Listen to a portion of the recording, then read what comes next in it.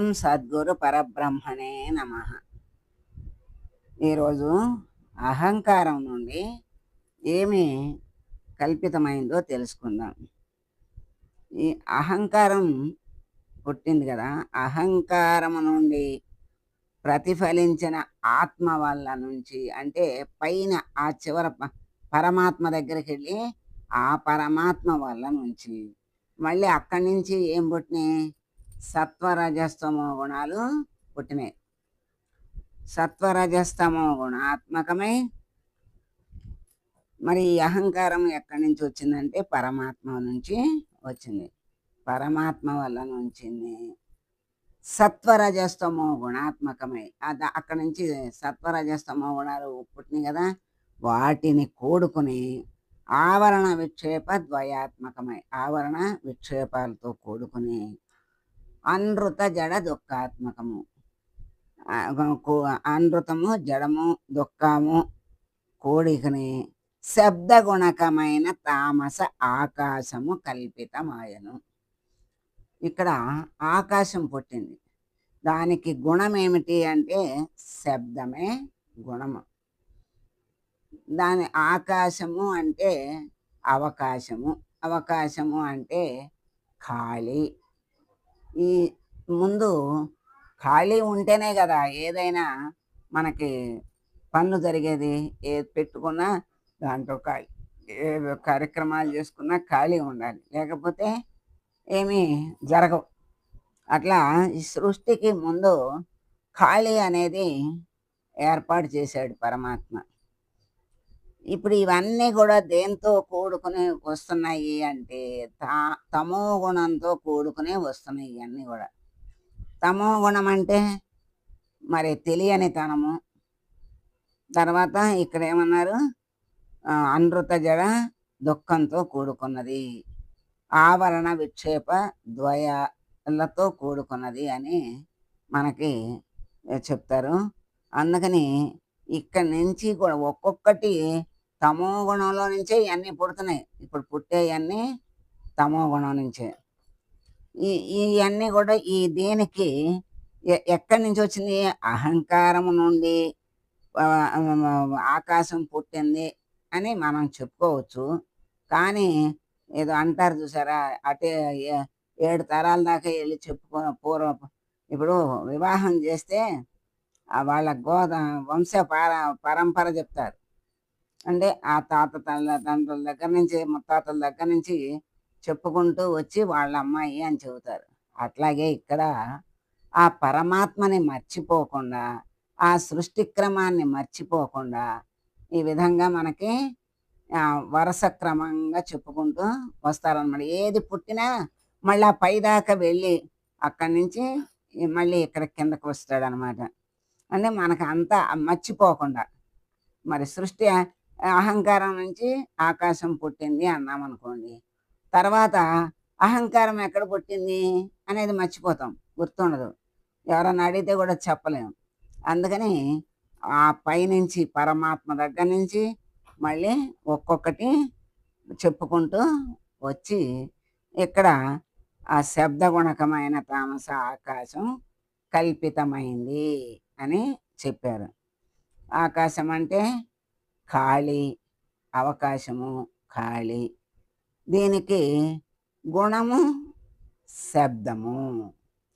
ఆ శబ్దమే ఆకాశానికి గుణంగా ఉందన్నమాట. ఈ ఆకాశము నుండి, ఆకాశము వల్ల నుంచి మళ్ళీ దానికి ప్రతిఫలించిన ఆత్మ వల్ల నుంచి సత్వ రజస్తమో గుణాత్మకమై, ఆవరణ విక్షేప ద్వయాత్మకమై, అనృత జడ దుఃఖాత్మకమైన శబ్ద స్పర్శ గుణాత్మకమైన తామస వాయువు కల్పితమైంది. ఇప్పుడు ఆకాశం నుంచి వాయువు పుట్టింది. ఈ ఆకాశం ఎక్కడి నుంచి వచ్చింది అంటే ఆ ప్రతిఫలించిన ఆత్మ వల్ల నుంచి వచ్చింది. ఆ ఆత్మ నుండి మళ్ళీ ఏం పుట్టినాయి? 3 గుణాలు పుట్టినాయి. ఆ 3 గుణాల యొక్క లక్షణాలతో కూడుకుని ఆకాశము, మరి ఆకాశం పుట్టి ఆకాశం నుంచి మళ్ళీ వాయువు పుట్టింది. వాయువు గుణము ఇక్కడ స్పర్శ. ఆకాశము యొక్క గుణం శబ్దం, వాయువు యొక్క గుణం స్పర్శ. అయితే ఇక్కడ వాయువు యొక్క తల్లి ఆకాశము, తల్లి గుణము శబ్దము, తన గుణము స్పర్శ. వాయువుకి 2 గుణాలున్నాయి. తల్లి గుణం, శబ్దం. అంటే వాయువు వచ్చేటప్పుడు మనకి శబ్దం వస్తుంది. బయ్యమంటూ. అంటే మనకి కొంచెం వచ్చేటప్పుడు తెలియదు.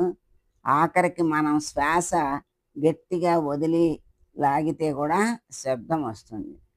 అందుకని వాయువుకి 2 గుణాలున్నాయి. తల్లి గుణం శబ్దము, తన స్వంత గుణం స్పర్శ. వాయువు మనకు కనపడదు. కంటికి కనపడదు. ఒంటికి తెలుస్తుంది. అంటే మన ఒంటికి తగిలినప్పుడు ఆ వాయువు, ఇది వాయువు గాలి వస్తోంది అని తెలుస్తుంది.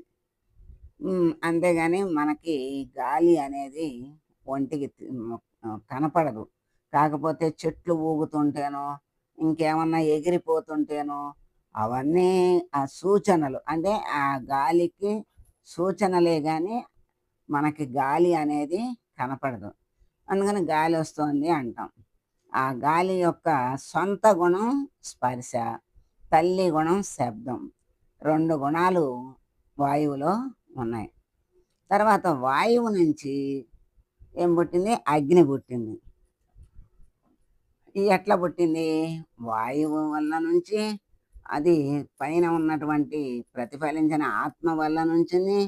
సత్వరజస్తమో గుణాత్మకమై, ఆవరణ విక్షేప ద్వయాత్మకమై, అనృత జడ దుఃఖాత్మకమై, శబ్ద స్పర్శ రూపగుణకమైన తామస అగ్ని కల్పితమైంది.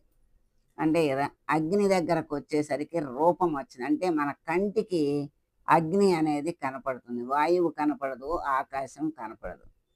ఇక్కడ అగ్ని దగ్గరకు వచ్చేసరికి రూపం వచ్చింది. ఇప్పుడు అగ్నికి సొంత గుణం రూపమైతే, తల్లి గుణాలు 2. అంటే వాయువులో 2 ఉన్నాయి కదా, శబ్దము, స్పర్శ. ఆ 2 కలిపి తన సొంత గుణం అయినటువంటి రూపం కలిపి 3 గుణాలు అగ్నిలో ఉన్నాయి. అగ్నికి శబ్దము మండుతా ఉంటే చిటపట అనే శబ్దము గాని, ఒక శబ్దం అనేది వస్తుంది. చిటపట అనకపోయినా ఆ అగ్ని యొక్క శబ్దం, అగ్నికి శబ్దం ఉంటుంది. బాగా ప్రజ్వరిల్లుతున్నప్పుడు శబ్దం వస్తుంది. తర్వాత అది మనకి వేడిగా స్పర్శకి తగులుతుంది కనుక అది వేడి. తర్వాత మూడవది తన సొంత గుణం రూపం. అగ్నిలో 3 గుణాలు, తల్లి గుణాలు 2. అంటే వాయువు నుంచి పుట్టింది గనక వాయువు గుణాలు 2, తల్లి గుణాలు 2, తన గుణం 1, 3 గుణాలు అగ్నిలో ఉన్నాయి. ఇవి వాయువు నుంచి పుట్టిన అగ్నికి 3 గుణాలతో కూడుకుని అగ్ని, తామస అగ్ని కల్పితమైంది. ఈరోజు ఇక్కడికి ఆపుదాం. స్వస్తి.